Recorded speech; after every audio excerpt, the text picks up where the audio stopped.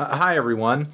Anthony Fantano here, the internet's busiest music nerd, and it's time for a review of not one but two albums, new records from Shabazz Palace's Quasars, Born on a Gangster Star, and Quasars versus the Jealous Machines. Shabazz Palace's, if you didn't know, is a Seattle-based experimental and abstract hip-hop outfit fronted and spearheaded by Ishmael Butler, MC, producer, formerly of the group Diggable Planets. But under the Shabazz Palace's name, in my opinion, he's responsible for one of the best hip-hop records of the decade, Black Up, a record that really put Shabazz Palace's on the map, and for good reason. In my opinion, there wasn't a single thing about this album that wasn't refreshing, cutting edge, as well as innovative. There were tons of strange soundscapes on this thing, punctuated with groovy, loose beats, stretched samples, and rapping that was cool. It was laid back, it was calm, it was collected, but still really engaging and thoughtful,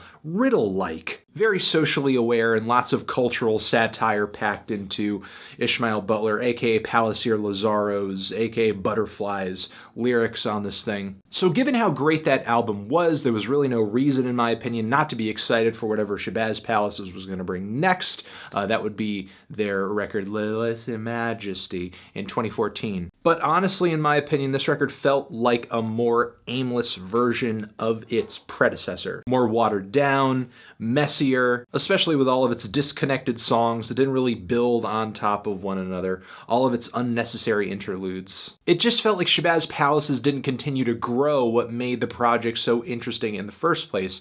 Instead, deconstructing all of those elements, and for what, I don't know. So now Shabazz Palace's is back, and not just with one record, but two sister albums. And,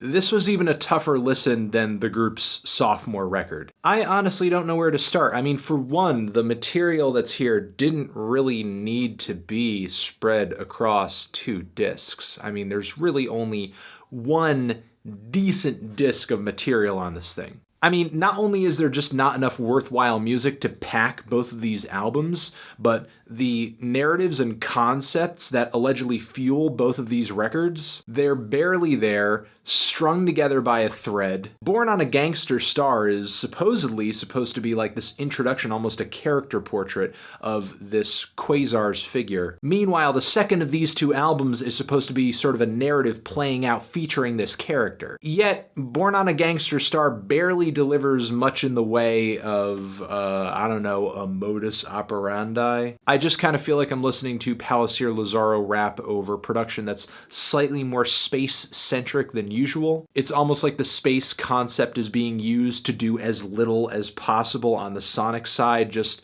as long as there's like sort of open gaps in the sounds in every direction, it's space. That must be why the synths don't really sound that interesting. That must be why the beats are so stiff or lifeless or open or non-existent. I mean, this thing is so indulgent and so difficult at points, it makes Shabazz Palace's past two projects sound like pop rap albums. And not to say the group has delivered something super challenging or super dense or super intricate here that's just difficult to untangle. It's the exact opposite. There's just so little going on of interest. The instrumentals, especially on Born on a Gangster Star, are just not really that vibrant, they're not that colorful, they're not that interesting. The inventive, adventurous production of Black Up, and to a lesser extent the follow-up record, are just not here. And honestly, diving into the lyrics on this thing, I don't feel like I'm listening to the musings of this newly minted character created specifically for this record. I just kind of feel like I'm listening to Ishmael Butler give his usual opinions on the usual topics that I have come to expect him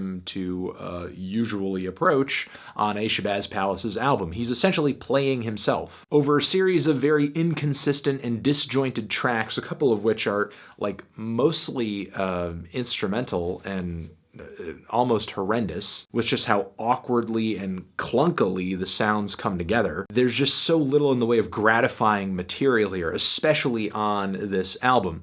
The next record, however, I think is a little more uniform. The sound of it is a bit more enveloping. It's kind of easier for me to get lost in this record, even though it is very sparse.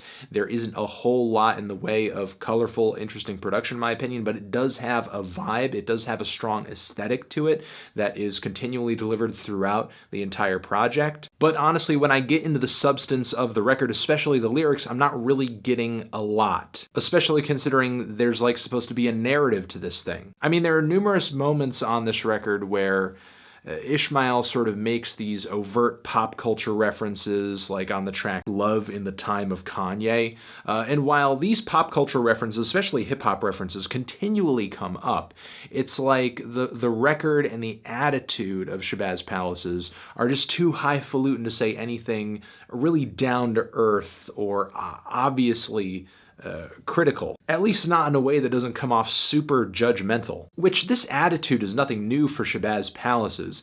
It's just that that attitude, that pretentiousness, that pompousness is really all we have here with the music and some of the bars and the refrains on here being so lackluster. It's almost like, in my opinion, that there's really no reason for Shabazz Palaces to bring this attitude, considering how subpar the material is on this thing. I mean, honestly, as dumb as some Migos songs may be, I'd rather listen to Migos, than bleep, bleep, bloop, bloop, bleep, bleep, bloop. What came first, the rapper or the trap? Honestly, I feel like I'm listening to the lost musical transmission of like a bunch of old heads who started a space colony and just like, whew, they zapped off like, a galaxy or two away for 1,000 years, and this would be the music that they'd make. They're all on like this Star Trek ship in a dark room and like a circle wearing shiny capes. They're in the middle of some kind of telekinesis mind meld, and they're just listening to these really spacey, just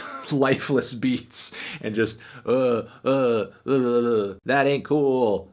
That ain't cool. It's like this ancient race of like Afrofuturistic space aliens with advanced technology came down to Earth and we're like, we have something really important to tell you. And then we're all gathered and we're listening to what they're about to say. And then they just go on this like long rant about how they're born in the wrong generation. Because it's not like these two albums are really saying anything all that poignant, at least not anything that wasn't said on the past two records. With more interesting production, I might add. Because most of the time, I feel like these two discs are just being abstract for the sake of being abstract, and that's it. Sure, the tone of the instrumentals and the lyrics kind of create this otherworldly feel, but this other world isn't that different from Earth, and it's mostly barren. To give these albums credit, occasionally there are some really interesting and lovely love poems spit over these very sparse beats that are kind of nice. Sometimes on these two discs, I do hit tracks and I do hit spots that feel like that old Shabazz Palaces spark kind of coming back, like when Cat's Claw. Shine a Light with Thadalac was pretty good, even though I thought the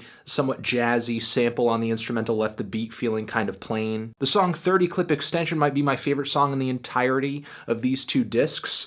Effeminance, I thought, was a great track once I kind of got more into the vibe of the record. That also goes for the song Atlantis, the song Julian's Dream 2, most of the love songs on the second disc, actually. But even though Jealous Machines might be better than Gangster Star, it's still a very flawed project. I mean, so many potholes, so many lackluster moments, so many dreadfully boring moments. I mean, the closing track on this thing sounds like space age mumble rap, with Ishmael Butler spitting over what sounds like distant space farts. I wish I was joking. There's like these distant... I have no idea what it is. Not to mention you have bars on this thing like feudalist guilds upload holy wars for a fascist jihad with hashtags, which might sound like your average sort of Shabazz Palaces bar, but I don't know, it just seems so ridiculous. The imagery and the futuristic sort of descriptions don't really have the same flair as they have in the past. And I don't know, man, I'm just shocked that Shabazz Palaces has turned into this incredibly one-dimensional and very predictable project, despite when they debuted, it was like the most cutting-edge thing of the year. I'm feeling a strong 3 on Gangster Star, and I have to give a light 5 to Jealous Machines. Just really underwhelmed by both projects, unfortunately, and I'm just gonna leave it at that. Transition. Have you given these albums a listen? Did you love them? Did you hate them? What would you rate them? You're the best. What should I review next? Hit the like if you like. Please subscribe, and please don't cry. Just leave an angry comment in the comments if you're angry. Over here next to my head is a review of Black Up that you should check out because that album's fantastic. Or, click the link to subscribe to the channel. All right, I'll catch you guys in the next review. Forever